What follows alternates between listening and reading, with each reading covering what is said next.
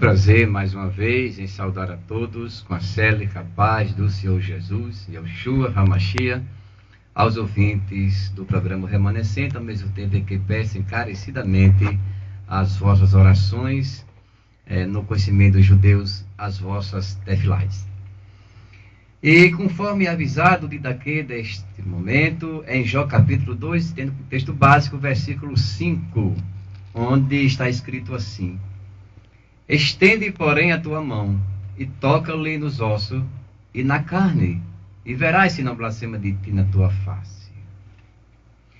Este desafio foi feito por Hassatan, como todos conhecem esta leitura, esta história, mas é preciso observar alguns detalhes para que compreendemos, ou possamos compreender, todo o contexto e assim ter mais satisfação no conhecimento da palavra, né? E com certeza o Espírito Santo, Ruach HaKodesh, mais uma vez, não vai nos deixar só, né? Porque é o Ruach HaKodesh, o Espírito Santo, que nos dá os sentimentos perfeitos, o entendimento desta revelação da palavra de Deus, né? E ele disse: estende, porém, a tua mão. Porque o inimigo disse a Deus: estende a tua mão, né? Porque no servo de Deus, no ungido de Deus, né, cabe a Deus o direito de tratar com ele. Cabe a Deus o direito de educar, de corrigir, de fazer o que ele bem entenda. E o inimigo não tem essa liberdade, né? Então ele sugeriu: estenda a tua mão contra ele, né? Mas Deus não quis, mas permitiu que o próprio Satã estendesse a mão contra ele, né? Deu esse direito, um limite, né? Para que o propósito de tudo isso seja, no fim, todos nós conhecermos o testemunho de um homem fiel, um homem temente, um homem que soube esperar, soube perseverar e contou com um final feliz. Como, aliás, toda prova tem um final feliz, né? Estou falando prova, se você está na prensa é outra coisa. Então, o propósito de Hassatan era que Jó viesse dentro do seu limite, dentro da sua estrutura humana, chegar por força da circunstância, pelas perdas, por tudo isso. O propósito de Hassatan era mostrar a Deus que o homem sem nada, o homem não tendo nada, o homem sem perspectiva, sem um norte, ele blasfemaria de Deus. Tudo que Hassatan queria é que a criatura blasfemasse do Criador, né? E o desafio que ele fez não foi sem base. Porque Satanás sabe, como qualquer um de nós, que a satisfação da vida está na saúde. E ele disse: pele por pele.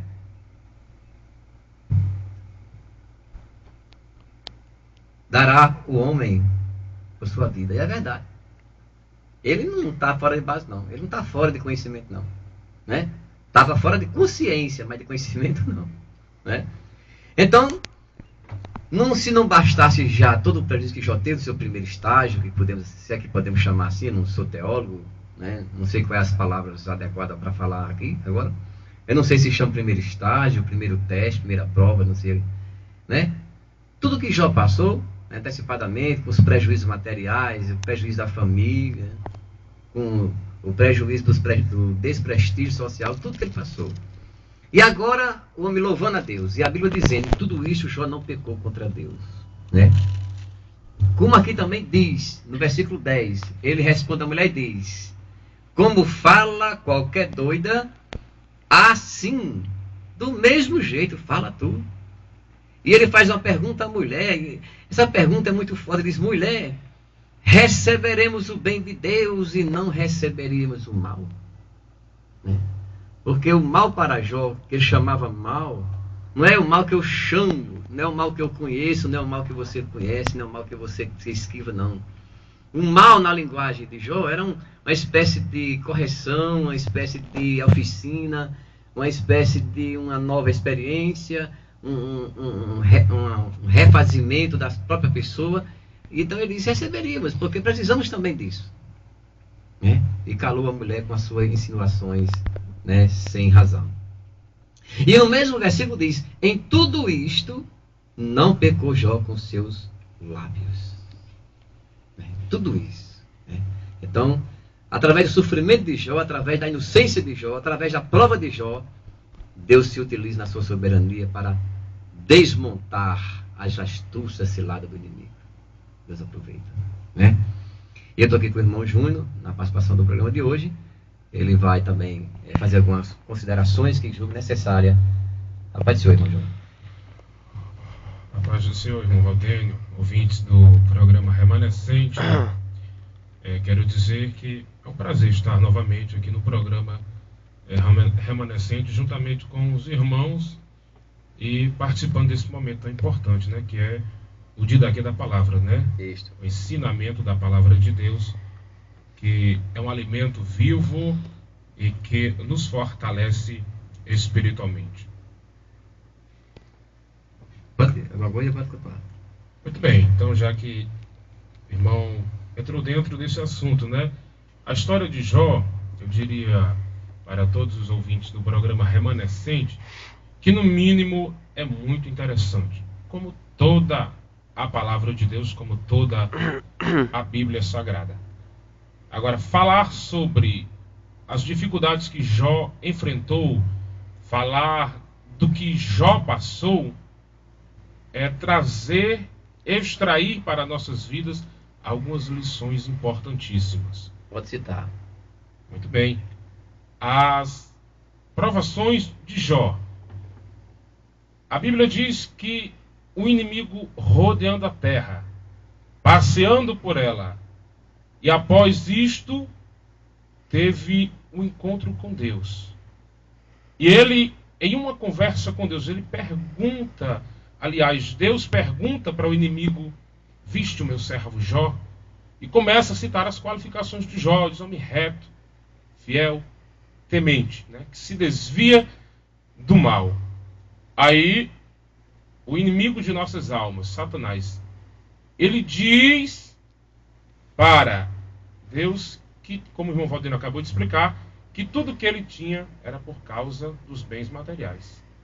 Aí Deus deu a autorização dele tirar tudo isso de Jó, mas deixou bem claro, não toque na vida de Jó. Então, quando o inimigo toca nos bens materiais de Jó, ele perde todo o seu gado, a sua fazenda, a sua família e até mesmo a sua saúde. Ele, por cima, podemos já extrair uma lição. Porque diante dessa dificuldade, Jó permaneceu fiel ao Senhor. E acho até importante você que vai ver esse vídeo entender isso, porque Jó, mesmo passando por essas dificuldades, em nenhum momento ele blasfemou, em nenhum momento ele se desviou dos caminhos do Senhor, porque ele entendeu, irmão Valdênio, que se Deus lhe deu, ele pode tirar, e isso não é uma razão para se desviar dos caminhos do Senhor. Na realidade, porque a palavra fé em Deus, essa frase fé em Deus, ela é muito fácil de ser dita e muito fácil de ser mal interpretada. Né? É verdade. Porque quando eu digo isso, aí alguém que me escuta diz, então me diga o que é fé em Deus. A fé é um sentimento fino, como diz a própria no livro de Hebreus, que você, para ter fé em Deus, segundo os oráculos, segundo toda a palavra de Deus de Gênesis, Apocalipse, de Bereshit, a revelação, a fé, ela independe de você ter ou não ter.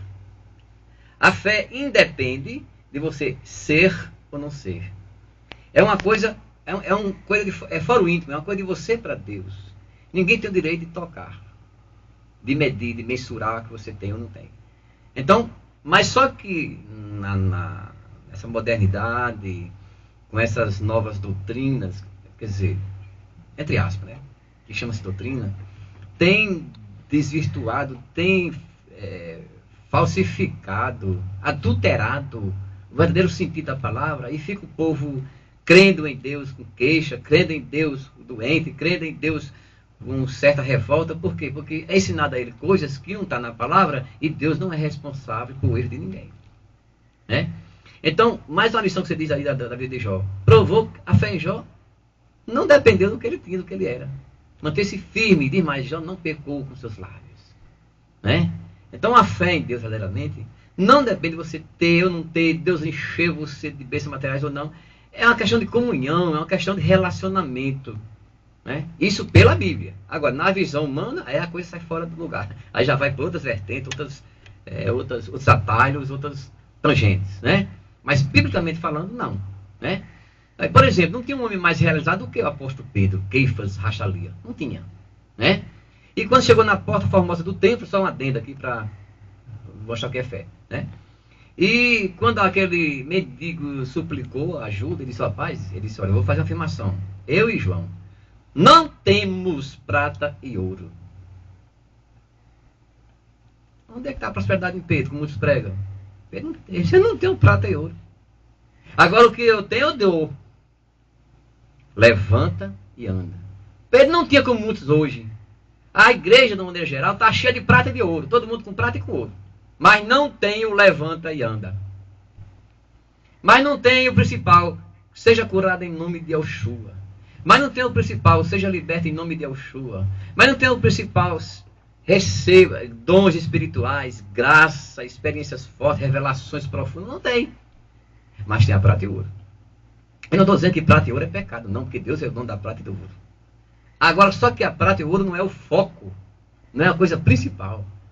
Que tem a prata e o ouro, mas tenha também o levanta e anda, mas tenha também a graça, mas tenha também a sabedoria, mas tenha também a misericórdia, mas tenha também a visão missionária. Né? Então, João nos dá um exemplo na vida dele, para todo o coletivo, homem de fé, independente das circunstâncias.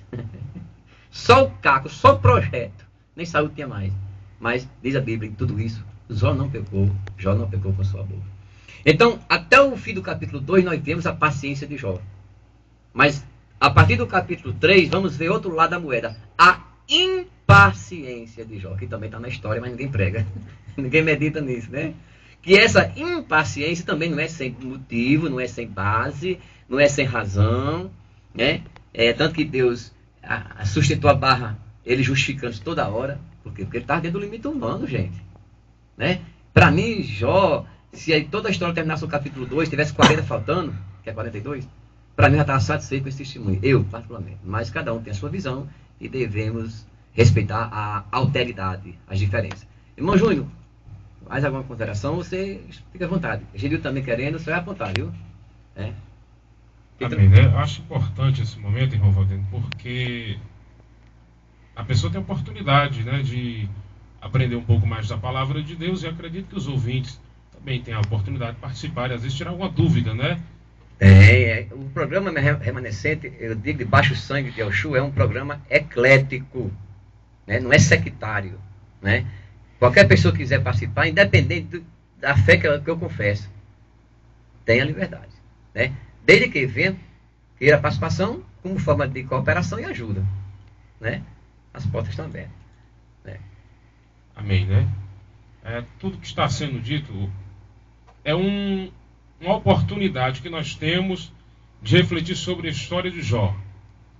A história de Jó não se limita só do capítulo 1 ao 2, onde a leitura foi citada. Há todo um contexto a ser analisado e a história segue em frente. Né? São 42 capítulos, né, de uma história para quem medita, extrair muitas lições. Porque a palavra de Deus não é só para ser lida, é para ser meditada. Né? Já foi comprovado cientificamente, né, que quem lê perde 60%, né, deixa escapar, mas quem medita dá condição daquilo que está no papel, criar vida dentro de você e você colocar em prática. É verdade. Então, na história de Jó, irmão Valdene, eu vou até me colocar no lugar dos ouvintes, porque alguns questionamentos devem surgir, né? Pode perguntar. E alguns talvez se perguntem: por que é que Deus nos coloca nessas provas, né? Por que é que Deus permite que um justo como Jó venha a passar por uma luta dessa? Qual é o objetivo de Deus? Seria só envergonhar o inimigo ou fortalecer mais a fé de Jó? Talvez alguém esteja se perguntando nessa tarde por isso, né, irmão Valdemir? A sua pergunta é muito forte, né? E eu, particularmente, na minha parca visão da história de Jó, né, respeito quem tem mais visões do que eu, Eu quero reafirmar, não sou teólogo, ainda não me sinto capacitado para isso. Primeiramente, a gente percebe que tinha um objetivo espiritual. Ainda que dentro da inocência de Jó, Deus desmontar o inimigo nas suas insinuações, como fez, né? E também eu percebo que Jó, apesar de ser um homem justo, ser um sandique, como os judeus chamam, ele conhecia Deus e reconhecia Deus de maneira muito teórica. É como muitos cristãos hoje. Deus é bom, Deus é maravilhoso, Deus é comigo, mas preciso passar algumas oficinas para tirar essa realidade, né? Por exemplo, se prega muito que Deus é Deus de livramento, que é. Mas precisa você passar por momentos difíceis para entender, para ver esse livramento de Deus, senão vai ficar só na teoria, né? Então a questão de Jó que eu vejo é o seguinte, ele faz uma confissão que me leva a entender isso.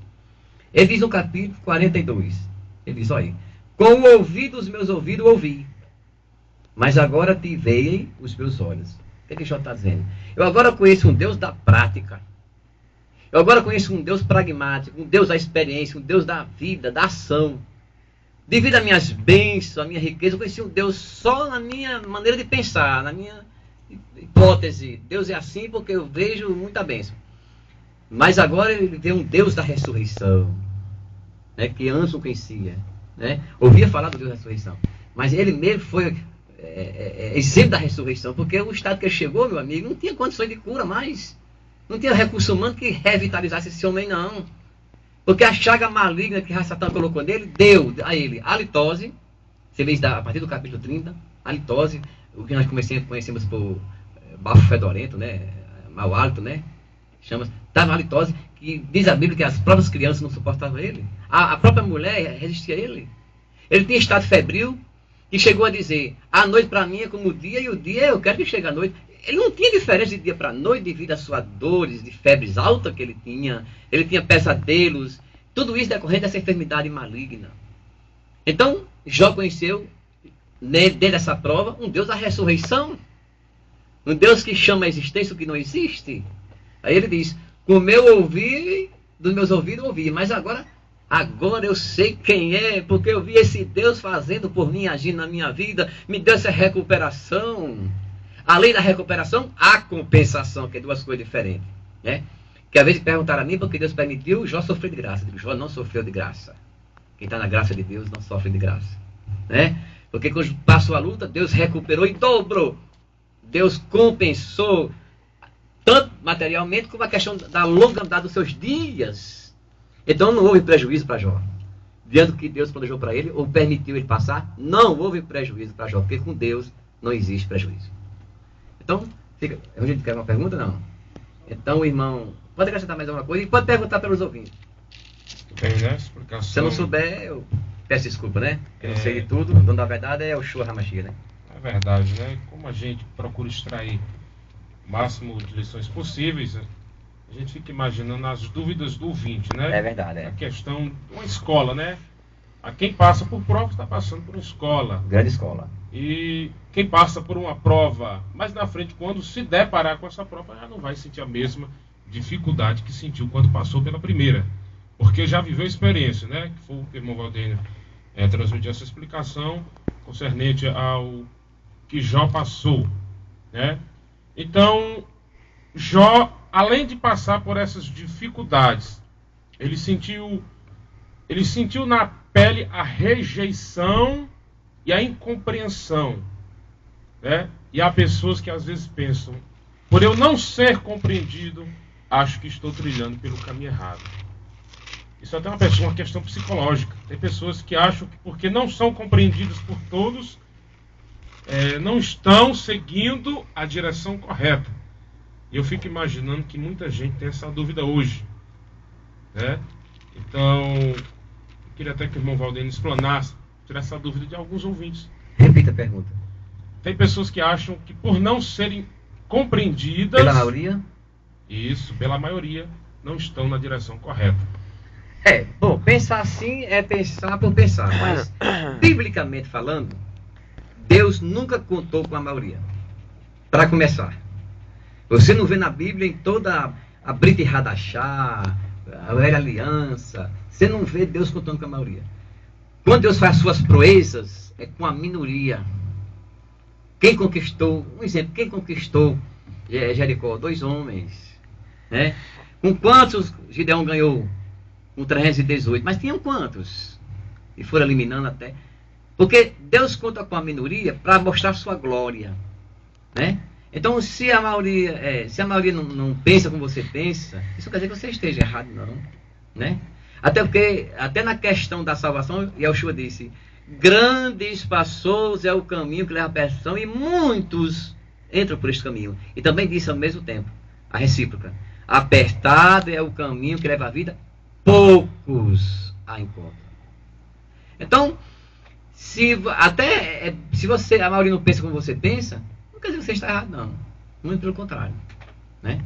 É porque sempre a sabedoria está com a minoria, né? Sempre as visões concretas estão com a minoria. Eu, particularmente, eu aceito quem me corrigir, aceito quem provar para mim o contrário.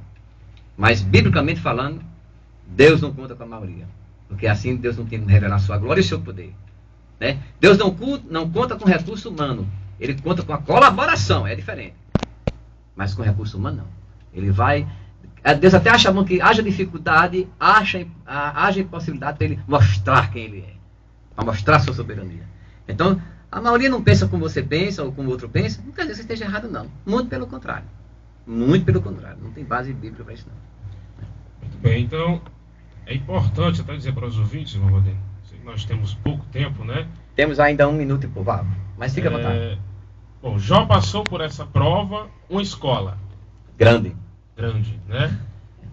A incompreensão não quer dizer que você esteja errado. Não, verdade. Aí talvez alguém esteja fazendo uma última pergunta. E agora, o que eu devo fazer diante de uma prova que Deus me colocou, que eu sei que é uma escola para mim, e mesmo que eu esteja sendo compreendido e sabendo que não estou errado. Agora, qual é o próximo passo?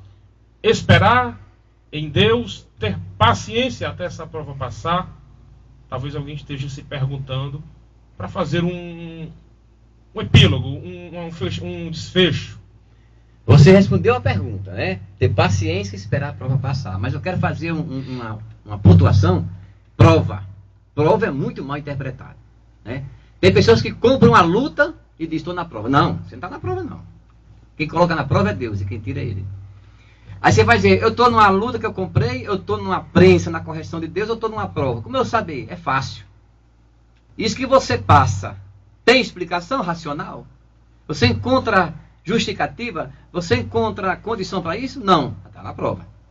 A prova é inexplicável. Você não entrou porque aqui você está sem saber como foi que tudo aconteceu. Você não vê perspectiva de sair, alternativa de superar. Não, você fica: Jesus, só você agora, Jesus. Mas se você encontra justificativa: estou passando por isso porque eu colaborei com essa parte. Então você não está na prova de Deus, não. Você está na prova que você mesmo conquistou. Aí Deus pode até lhe ouvir por misericórdia. Mas que a obrigação ele não tem, não. Como aquele ditado popular diz que alguém compra para si a briga, né? É verdade. Eu quero agradecer, aos ouvintes do programa e desejar uma boa semana a todos. Passou comigo Júnior Monteiro na palavra, Genildo no louvor, Aniceto Neto na filmagem e Luiz Guimarães, como sempre, na sonoplastia. Que Deus abençoe a todos em nome de Yeshua HaMashiach. Amém.